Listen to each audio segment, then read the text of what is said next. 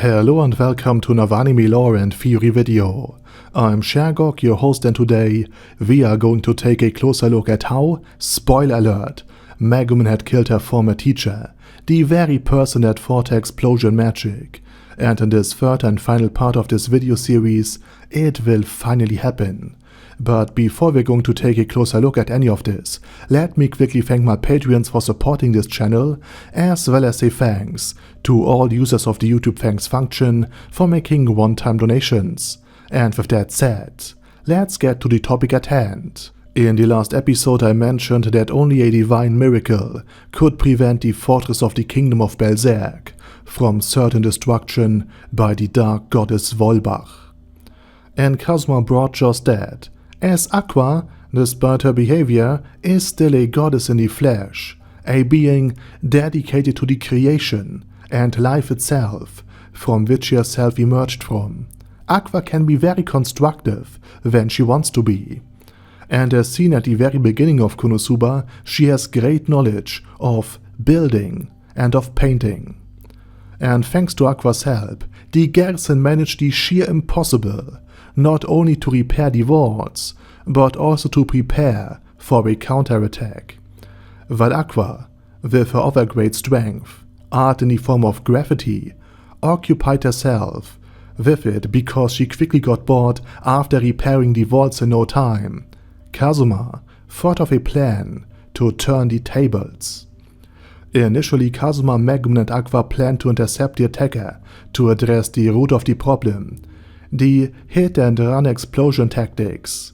However, while she spotted the demon general, Megumin couldn't bring herself to unleash an explosion upon her, giving Aqua time to be annoying and to confront Volbach. For Aqua, Volbach was an evil goddess because she joined the Demon King's army. Something Volbach didn't like hearing, because, as it turned out, she was considered only an evil goddess because Aqua's religious sect, the Holy Order of Axis, had branded her as a dark goddess. Despite herself being more morally upstanding and responsible than Aqua and her teachings ever could be. But before Aqua could summon yet another holy flawed catastrophe like she did back in Axel, Volbach teleported away.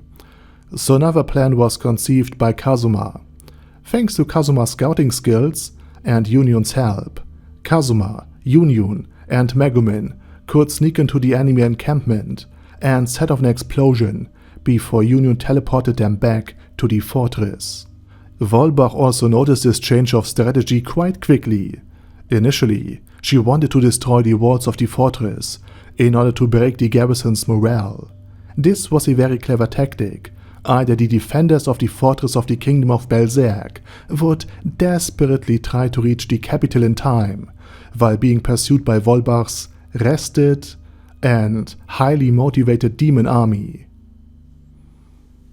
which would likely spell their end.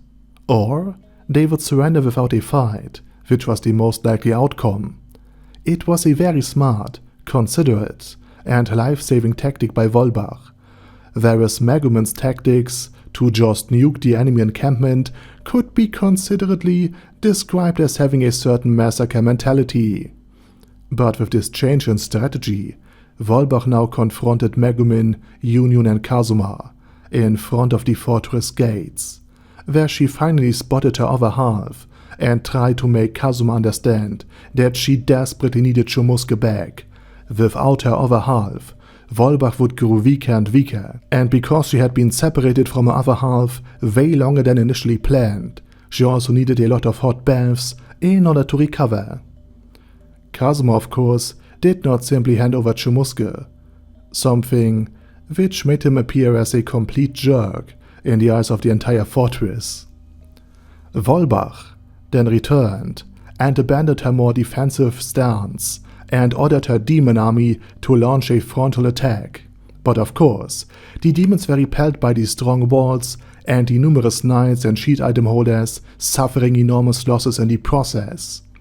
But Volbach was clever, and this was not her main plan, because she investigated who this Kazuma really was. That was the mastermind behind the recent attempt on her life. And she found out that he had taken down her colleague Hans and many other demon generals. Thus she suspected that Kazuma was the descendant of the legendary hero Kazuma Satoru, who had saved the kingdom of Berserk centuries ago. Recognizing her true opponent and seeing a weakness in the strategy of this Kazuma, Wolbach targeted him and his group, while Aqua stayed at the fortress, as she was both a defense and anti-demon expert. Wolbach then intercepted Megumin, Yunyun, and Kazuma when they tried to blow up the same camp yet again.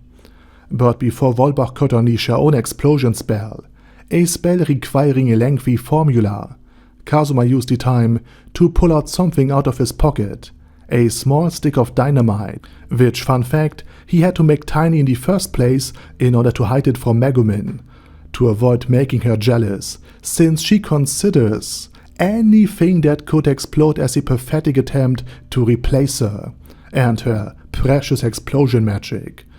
And Kazuma threw this dynamite stick, called Tinymite, at Wolbach, before Union teleported them back. And Wolbach was now wounded, which had dire consequences.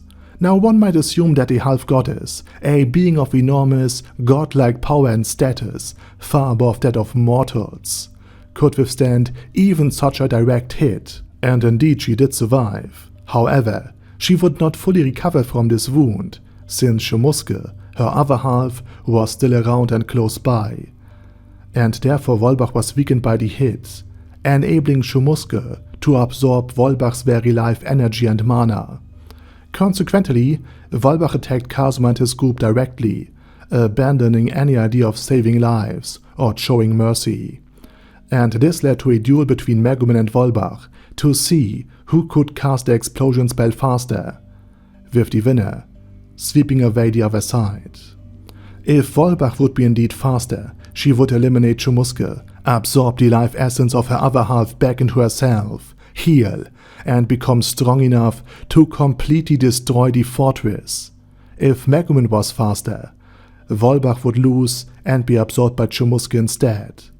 It was all or nothing, and so Wolbach began reciting the explosion spell incantations, focusing her remaining mana into a mighty explosion. Megumin also started talking, but about how explosion magic had influenced her and how grateful she was for Wolbach's help.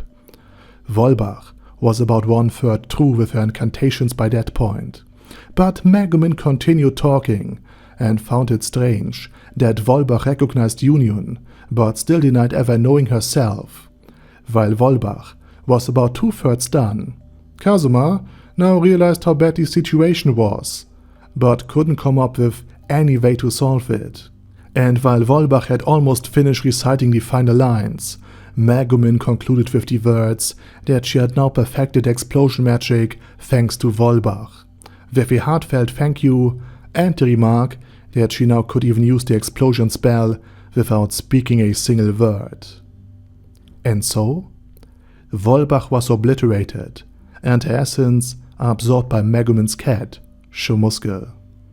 In other words, although Shumusuke was weakened by Wolbach's initial explosion and years of being sealed, it was now stronger than when she was briefly released at the first time. Shumusuke even grew a bit, which is something Kazuma noticed. And that's the story of how Megumin eliminated her former mentor. And with that said, now it's your turn. What do you think about how Megumin had ended Wolbach? Let me know it down in the comment section. And while you type, I say thank you very much for watching and special thanks to Ada ASK, Bad Guy Yi, Bad Burrito 316, Bisa, Ben C, Brandon D, Chrissy, Crowley 0221, Sia, Crystal Prime, Dead Slime, Death is Mercy, Deathless Dragonlord, Demon Xenomorph 1987, Devin Downen, Ding Dong, Dinpep, Dragonlord Placido Saxophone, Duckwagon, Dunkler Krieger, Dystopia, Dystopia II, Enigmatic Unicorn, Feralchivan, Guy with That Head, Hector Moreno, Hoss, Husder, Jacob G, Jana B, Jason, J. Morris, Chromius, Kyle R, Lee K. Long, Legendarius, Lelouch with Britannia with a Mustache, Lexus Fox,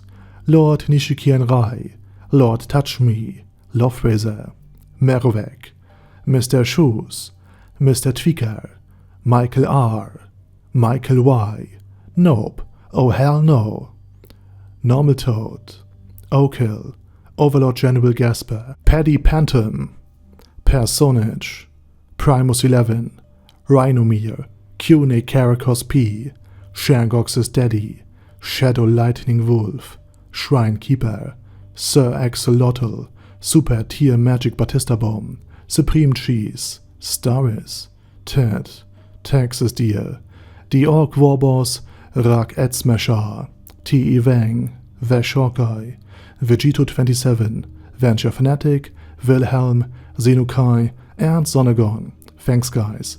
Anyway, have a nice day, and I hope to see you all again soon on my next video.